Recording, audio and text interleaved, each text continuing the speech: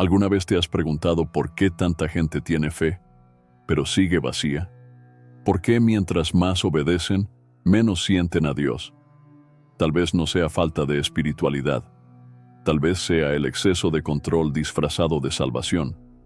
Te enseñaron que cuestionar es pecado, que pensar por tu cuenta es arrogancia y que Dios solo habla a través de ellos.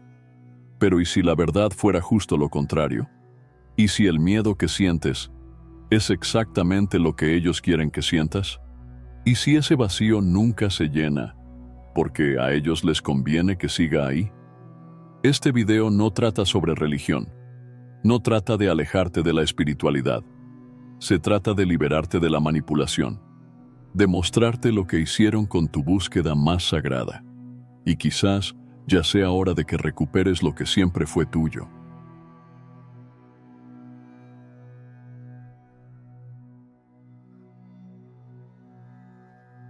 La religión no quiere que te acerques a Dios.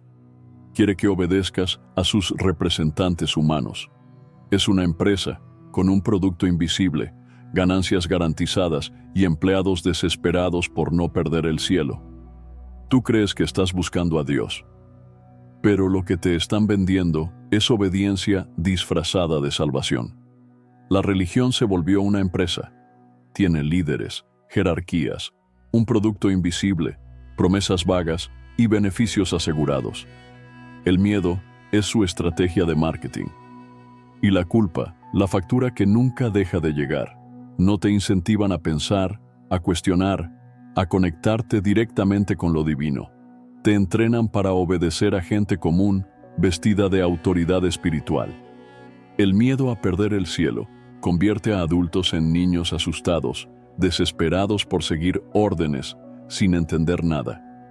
Repiten rituales, dogmas y discursos prefabricados como si eso pudiera blindarlos de su propia quiebra emocional. Y en la cima de esa cadena están los que venden indulgencia emocional. Líderes que viven del vacío ajeno, enriqueciéndose a costa de la fe de quienes tienen miedo de pensar. La religión no te conecta con Dios, te conecta con el miedo, y el miedo siempre genera ganancias.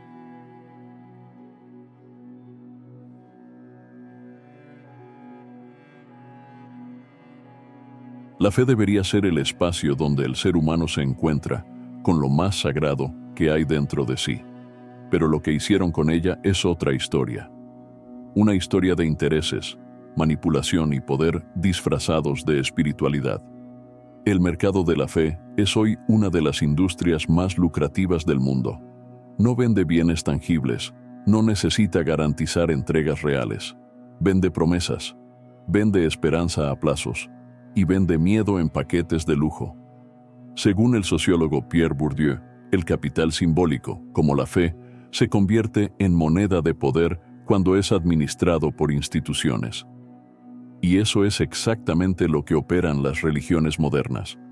Un banco de ilusiones, donde cada creyente deposita su angustia esperando un rendimiento llamado salvación. Dentro de esta lógica, todo lo que debería ser trascendencia se vuelve transacción. El diezmo se convierte en un seguro espiritual, el ritual en moneda de cambio, la oración en requisito de aceptación social. El liderazgo religioso, muchas veces, actúa como una especie de corredor celestial, vendiendo terrenos imaginarios en el paraíso a precios emocionales altísimos. Como decía Karl Marx, la religión es el opio del pueblo. Pero lo que nadie te dice es quién se enriquece con la venta de ese opio. El mercado de la fe no tiene que demostrar nada, basta comprometer. Y cuando la promesa no se cumple, la culpa siempre es de la víctima. No tuviste suficiente fe, no oraste bien, no te sacrificaste lo necesario. No hay garantías, solo deuda emocional. Así crece la industria religiosa, cultivando la inseguridad que ella misma sembró y vendiendo la solución al problema que ella misma fabricó.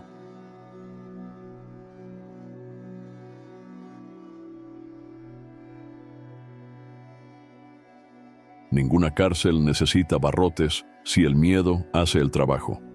Y la religión institucional lo entendió mejor que cualquier sistema de dominación. Donde hay miedo, no hace falta pensar. Donde hay miedo, no hace falta entender. Basta con obedecer.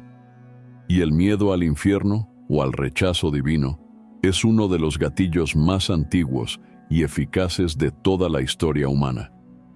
La neurociencia demuestra que el miedo activa el sistema límbico, la parte más primitiva del cerebro, encargada de las reacciones automáticas de huida o sumisión.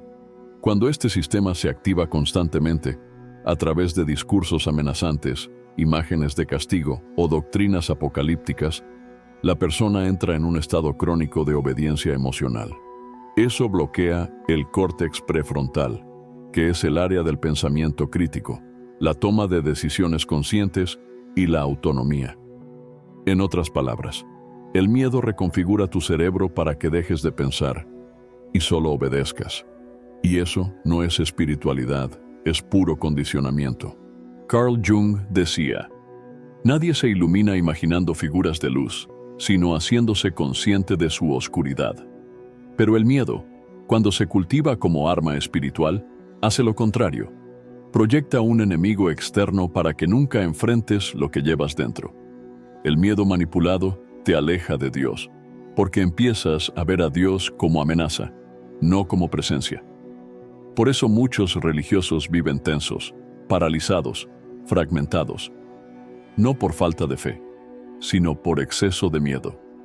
¿Y quién se beneficia de eso? Siempre los mismos, los que necesitan que sigas siendo lo bastante pequeño para encajar en la estructura que ellos diseñaron.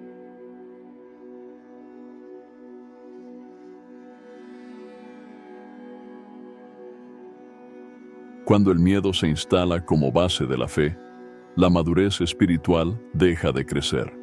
Lo que queda son adultos con edad, pero sin autonomía. Las reglas memorizadas reemplazan a la reflexión. Los mandamientos ocupan el lugar de la conciencia.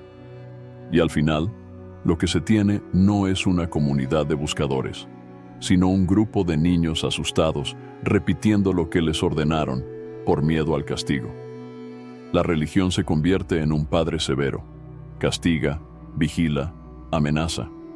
Y los fieles se vuelven hijos acorralados, siempre intentando ganarse un amor que ya debería ser incondicional. La religión institucional crea un ciclo de dependencia emocional. Cuanto más frágil es el creyente, más fácil es de controlar. Y cuanto más obediente, más alabado. No por su valentía para buscar la verdad, sino por su capacidad de mantenerse sumiso.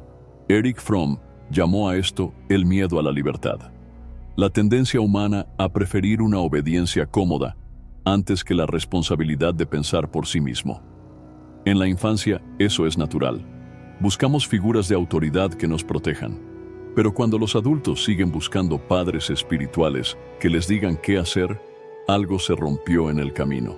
La infantilización religiosa paraliza el crecimiento del alma. En lugar de madurar a través de la duda, la experiencia y la interiorización, el creyente es enseñado a temer el error, evitar las preguntas y repetir fórmulas como si fueran hechizos mágicos. ¿El objetivo? No formar seres libres, sino mantener un rebaño predecible. Y cuanto más herido está el individuo, más necesita protección. La religión institucional lo sabe. Por eso, en lugar de ofrecer caminos para fortalecer el interior, ofrece muletas emocionales, frases hechas, promesas de recompensa, autoridad incuestionable. El fiel no es visto como alguien en proceso de individuación, como propone Carl Jung, sino como una pieza de engranaje diseñada para no salirse del riel. La infantilización no es un fallo del sistema, es parte esencial de la estrategia. Un creyente que piensa es una amenaza, pero uno que obedece sin entender es un cliente para toda la vida.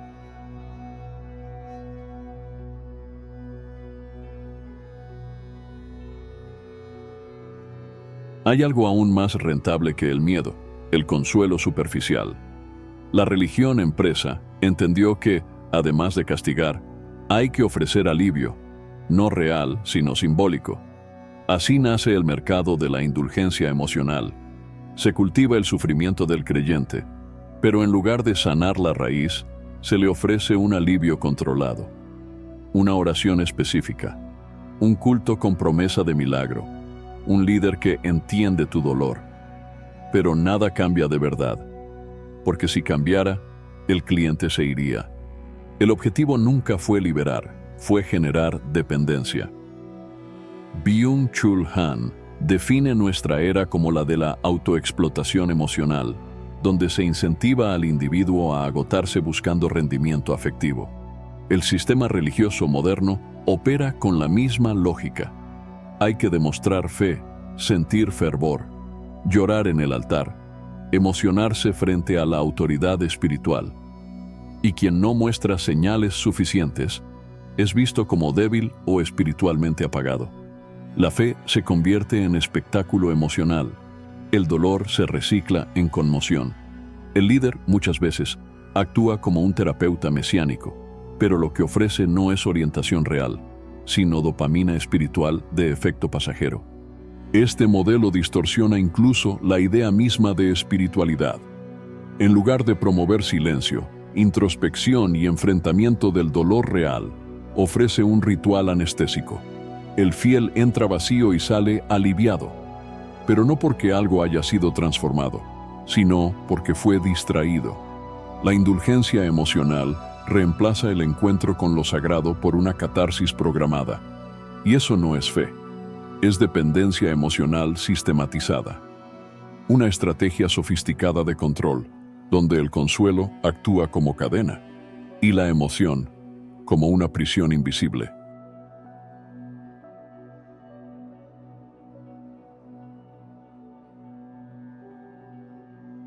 Existe un silencio que amenaza a los sistemas religiosos.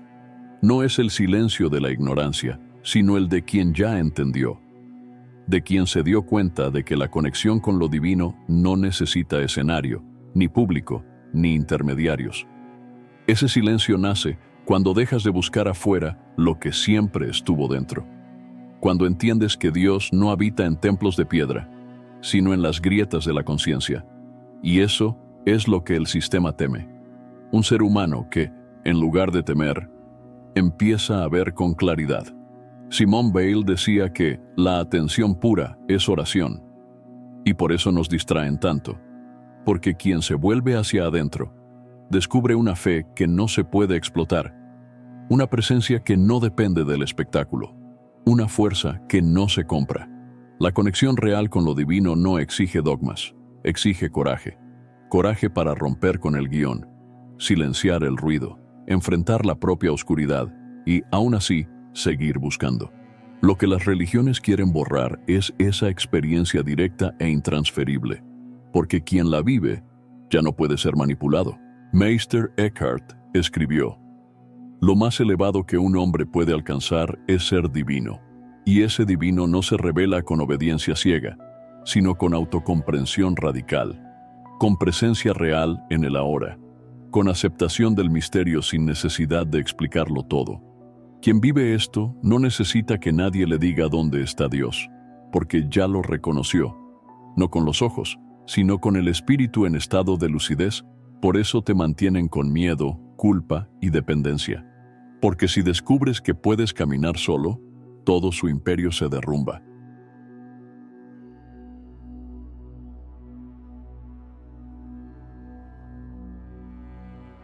Si llegaste hasta aquí, es porque alguna parte de ti se cansó de fingir que todo está bien. Se cansó de obedecer por miedo.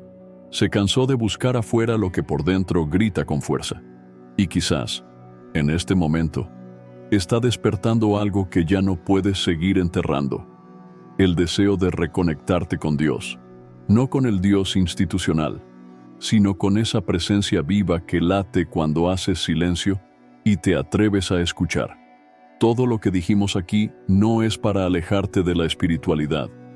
Es para liberarte de la manipulación que la disfrazó de prisión.